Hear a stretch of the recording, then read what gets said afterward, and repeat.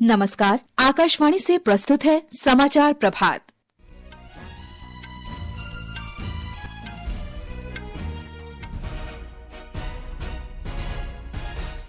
प्रधानमंत्री नरेंद्र मोदी ने कहा, नोएडा अंतर्राष्ट्रीय हवाई अड्डा राष्ट्रीय राजधानी क्षेत्र और उत्तर प्रदेश में यातायात संपर्क को मजबूत करेगा। सरकार की अगले 3 वर्ष में 2 लाख बीमा सखियों की नियुक्ति की योजना। देश भर में आज मानवाधिकार दिवस मनाया जा रहा है। इस अवसर पर राष्ट्रपति द्रौपदी मुर्मू नई दिल्ली में एक कार्यक्रम को संबोधित करेंगे।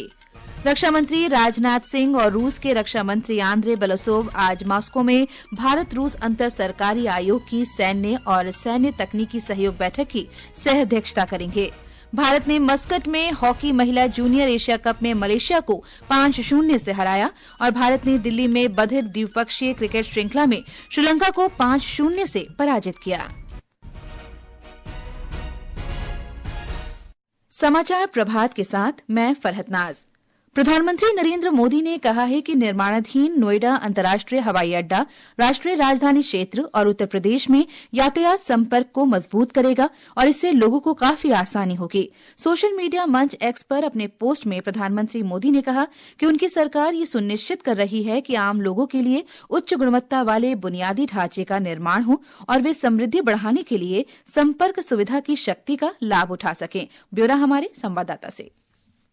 नोएडा अंतर्राष्ट्रीय हवाई अड्डे पर कल पहला विमान सफलतापूर्वक उतारा गया। दिल्ली से ये उड़ान कल दोपहर 1:30 बजे पहुंची। विमान में भारतीय विमानपत्तन प्राधिकरण के अधिकारी और तकनीकी विशेषज्ञ सवार थे। हवाई अड्डे की तैयारी के परीक्षण की दिशा में ये एक महत्वपूर्ण कदम था। ये परीक्षण 15 दिसंबर तक जारी रहेंगे। नोएडा हवाई अड्डे से पहली व्यावसायिक उड़ान अप्रैल 2025 में शुरू होने की संभावना है। अपराजिता की रिपोर्ट के साथ समाचार कक्ष से अमन यादव।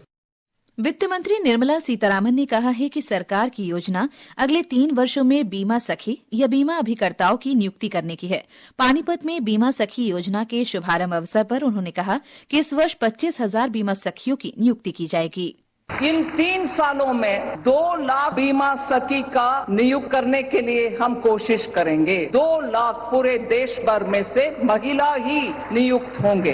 उम्र इसमें कोई हमें रोक नहीं सकते। 18 साल उम्र से 70 साल तक की महिला इसमें भर्ती हो सकते हैं। स्टाइपेंड मिलेगा, कमीशन भी मिलेगा, अब बीमा सखी भी होंगे। मगर उसके बाद अगर आप एक छोटा सा परीक्षा लिखकर उसमें पास हो जाते हैं, कुछ नंबर अच्छा मिलता है, आप आगे जाकर के डेवलपमेंट एजेंट भी बना भी सकते हैं परमानेंटली LIC में।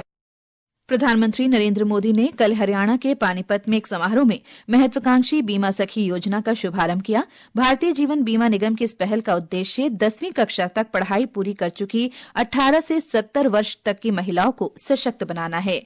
सर्वोच्च न्यायालय के न्यायाधीश और राष्ट्रीय विधिक सेवा प्राधिकरण के कार्यकारी अध्यक्ष न्यायमूर्ति BR गवई ने कहा है कि इस वर्ष 3 राष्ट्रीय लोक अदालतों के आयोजन से 7 करोड़ 70 लाख से अधिक मामलों का निपटारा हुआ है। राष्ट्रीय विधिक सेवा प्राधिकरण की ओर से संचालित इन लोक अदालतों में लंबित मामलों और कानूनी विवादों का समाधान किया गया। मानवाधिकार दिवस के उपलक्ष्य में एक साक्षात्कार में न्यायमूर्ति BR गवई ने कहा कि राष्ट्रीय विधिक सेवा प्राधिकरण वर्ष में 3 बार राष्ट्रीय लोक अदालत का आयोजन करता है, जिसमें कई वर्षों से न्यायालयों में लंबित मामलों का सौहार्दपूर्ण ढंग से निपटारा किया जाता है। न्यायमूर्ति BR गवई ने कहा कि राष्ट्रीय विधिक सेवा प्राधिकरण के मार्गदर्शन में अन्य विधिक सेवा प्राधिकरण जरूरतमंद लोगों को निःशुल्क कानूनी सहायता प्रदान करते हैं। साथ ही वे मानवाधिकारों के संरक्षण की दिशा में भी सक्रिय कदम उठाते हैं। मानवाधिकारों को सुरक्षा के लिए नालसा सक्रिय कदम उठाता है। 2012 में नालसा ने ट्रांसजेंडर कम्युनिटी के अधिकारों के लिए सुप्रीम कोर्ट में एक मुकदमा दायर किया था, जिसके परिणाम स्वरूप एक ऐतिहासिक निर्णय आया, जिसमें ट्रांसजेंडर को 3rd जेंडर के रूप में मान्यता दी गई। न्यायमूर्ति BR गवई का पूरा साक्षात्कार आकाशवाणी पर आज शाम 7:10 पर सुर्खियों में कार्यक्रम में सुना जा सकता है। देश भर में आज मानवाधिकार दिवस मनाया जा रहा है। प्रतिवर्ष 10 दिसंबर को मानवाधिकारों के संबंध में संयुक्त राष्ट्र की घोषणा के संदर्भ में मानवाधिकार दिवस मनाया जाता है। संयुक्त राष्ट्र आम सभा ने वर्ष 1948 में मानवाधिकारों की सार्वभौमिक घोषणा को अपनाया और लागू किया था। इसे संपूर्ण विश्व में मानवाधिकारों के संरक्षण के लिए साझा मानक मानदंड के रूप में अपनाया गया। इस वर्ष का विषय है हमारे अधिकार, हमारा भविष्य अभी। राष्ट्रपति द्रौपदी मुर्मू आज नई दिल्ली में इस अवसर पर राष्ट्रीय मानवाधिकार आयोग की ओर से आयोजित कार्यक्रम को संबोधित करेंगी। राष्ट्रीय मानवाधिकार आयोग ने कहा है कि इस वर्ष मानवाधिकार दिवस के कार्यक्रम के बाद एक दिन का राष्ट्रीय सम्मेलन होगा, जिसका विषय है मानसिक सेहत, कक्षा से कार्यस्थल तक तनाव से निपटना। मानवाधिकार आयोग के गठन के बाद से अब तक मानवाधिकार के उल्लंघन के 23 लाख से अधिक मामले दर्ज किए गए हैं और पीड़ितों को लगभग 256 करोड़ रुपए की आर्थिक सहायता की सिफारिश की गई है। ये समाचार हमारी वेबसाइट www.newsonair.gov.in और हमारे news on AIR mobile app पर भी उपलब्ध हैं। रक्षा मंत्री राजनाथ सिंह और रूस के रक्षा मंत्री आंद्रे बेलोसोव आज मॉस्को में सैन्य और सैन्य तकनीकी सहयोग पर भारत रूस अंतर्राजकीय आयोग की 21वीं बैठक की अध्यक्षता करेंगे। दोनों नेता रक्षा के क्षेत्र में आपसी सैन्य और औद्योगिक सहयोग सहित बहुपक्षीय संबंधों के सभी पहलुओं की समीक्षा करेंगे। मॉस्को में रक्षा मंत्री द्वितीय विश्व युद्ध के दौरान वीरगति को प्राप्त हुए सोवियत सैनिकों के सम्मान में अज्ञात सैनिकों की समाधि पर श्रद्धांजलि अर्पित करेंगे। वे वहां भारतीय प्रवासियों से भी मुलाकात करेंगे। स्मार्ट इंडिया हैकाथॉन का 7वां संस्करण कल से शुरू होगा। केंद्रीय शिक्षा मंत्री धर्मेंद्र प्रधान वर्चुअल माध्यम से इस कार्यक्रम का उद्घाटन करेंगे। ब्यौरा हमारे संवाददाता से। छत्तीसगढ़ में स्मार्ट इंडिया हैकाथॉन के लिए तैयारियां जोर शोर से जारी हैं। छत्तीसगढ़ के भिलाई स्थित रुंगटा इंजीनियरिंग कॉलेज में इस कार्यक्रम की नोडल अधिकारी डॉक्टर हुमा खान ने बताया कि स्मार्ट इंडिया हैकाथॉन का उद्देश्य दैनिक जीवन में आने वाली समस्याओं का नवाचार, उद्यमशीलता और रचनात्मकता के जरिए समाधान निकालने के लिए विद्यार्थियों को एक मंच प्रदान करना है। हैकाथॉन के आयोजन के दौरान प्रतिभागी एक टीम में काम करते हैं और एक निश्चित समय सीमा के भीतर एक परियोजना या उत्पाद बनाने का प्रयास करते हैं। हैकाथॉन के अंत में टीमें अपनी परियोजनाओं को प्रस्तुत करती हैं। विकल्प शुक्ला, आकाशवाणी समाचार, रायपुर। भारतीय प्रौद्योगिकी संस्थान जम्मू में भी कल से शुरू हो रहे हैकाथॉन के ग्रैंड फिनाले की मेजबानी करने जा रहा है। आईआईटी जम्मू के निर्देशक प्रोफेसर मनोज कुमार गौड़ ने बताया कि जम्मू में स्मार्ट इंडिया हैकाथन 2024 के ग्रैंड फिनाले की मेजबानी करने पर उन्हें बेहद गर्व है और इस दौरान 11 दिसंबर से देश के विभिन्न हिस्सों से सबसे प्रतिभाशाली लोग आईआईटी जम्मू में आकर स्मार्ट इंडिया हैकाथन के अंतर्गत अभूतपूर्व समाधान और नवीन विचारों का प्रदर्शन करेंगे। देश के विभिन्न संस्थानों से आईआईटी जम्मू पहुंची 30 टीमों के सदस्यों का 10 दिसंबर को पंजीकरण किया जाएगा और 11 दिसंबर से तकरीबन 32 घंटे की अंतिम दौर की चुनौतियां शुरू होंगी। आकाशवाणी समाचार के लिए जम्मू से मैं एन गुलशन रैना। प्रधानमंत्री नरेंद्र मोदी कल वीडियो कॉन्फ्रेंस के माध्यम से हैकाथॉन 2024 के ग्रैंड फिनाले में युवा नवोन्मेषकों से बातचीत करेंगे। प्रधानमंत्री इस अवसर पर उपस्थित लोगों को संबोधित भी करेंगे। केंद्रीय शिक्षा मंत्रालय ने प्रधानमंत्री पोषण शक्ति निर्माण पीएम पोषण योजना के अंतर्गत खाद्य सामग्री के खर्च में 13.7% की वृद्धि की है। संशोधित दर इस महीने की 1 तारीख से लागू हो जाएगी। जयपुर में राइजिंग राजस्थान वैश्विक निवेश सम्मेलन का आज दूसरा दिन है। आज इस सम्मेलन के अंतर्गत प्रवासी राजस्थान कॉन्क्लेव का आयोजन किया जा रहा है। ब्यौरा हमारे संवाददाता से।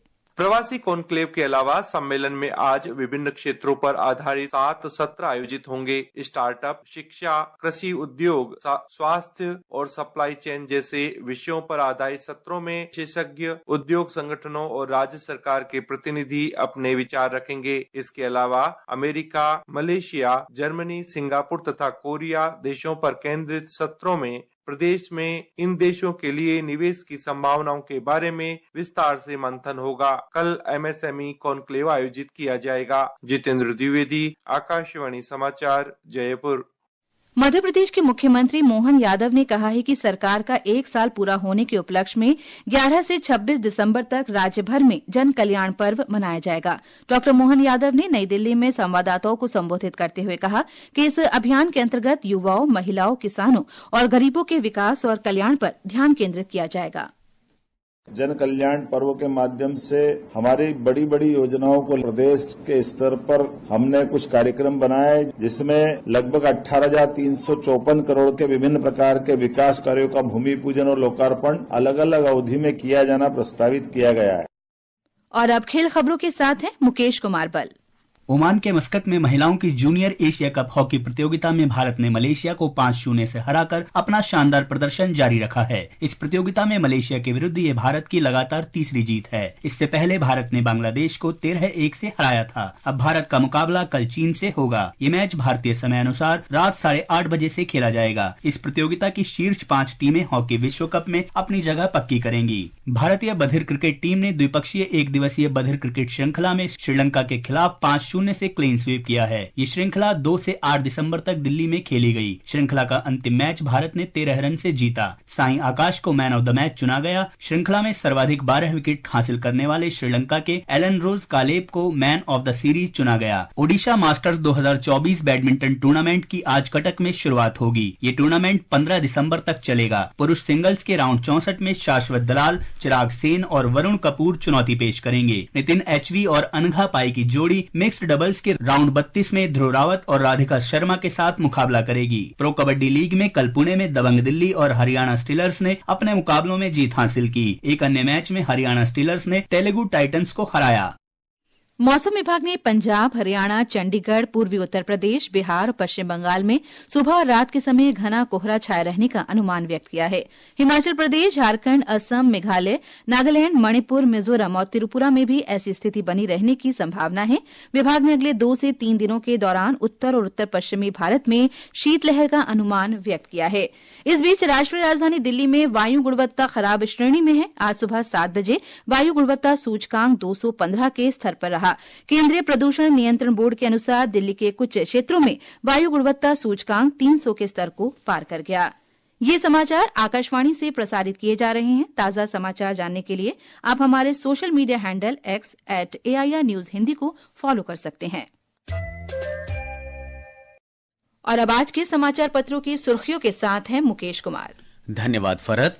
सोरोस और अडानी मुद्दों पर नहीं चली संसद, आमने सामने सत्ता पक्ष और विपक्ष जमकर हंगामा, जनसत्ता सहित सभी अखबारों की सुर्खी है। हिंदुस्तान ने आरक्षण पर हाईकोर्ट के फैसले के खिलाफ सुप्रीम कोर्ट का कथन प्रकाशित किया है। पत्र लिखता है, पश्चिम बंगाल में ओबीसी दर्जा देने के मामले में सुनवाई करते हुए शीर्ष अदालत ने की टिप्पणी, धर्म के आधार पर आरक्षण नहीं दे सकते।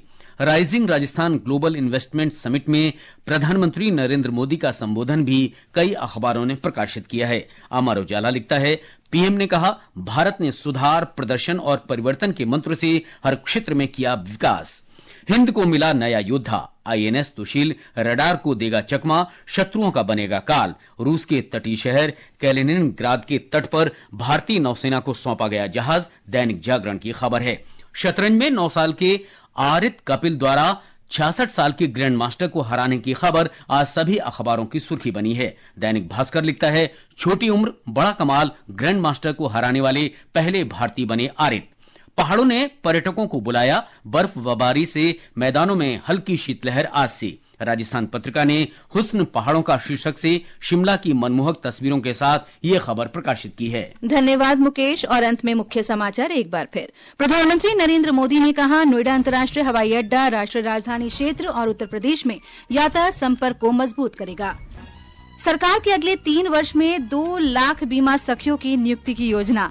देश भर में आज मानवाधिकार दिवस मनाया जा रहा है। इस अवसर पर राष्ट्रपति द्रौपदी मुर्मू नई दिल्ली में कार्यक्रम को संबोधित करेंगी। रक्षा मंत्री राजनाथ सिंह और रूस के रक्षा मंत्री आंद्रे बेलोसोव आज मॉस्को में भारत रूस अंतर सरकारी आयोग की सैन्य और सैन्य तकनीकी सहयोग बैठक की सह अध्यक्षता करेंगे। और भारत ने दिल्ली में बधिर द्विपक्षीय क्रिकेट श्रृंखला में श्रीलंका को 5-0 से पराजित किया। इसके साथ ही समाचार प्रभात का ये अंक समाप्त हुआ। नमस्कार।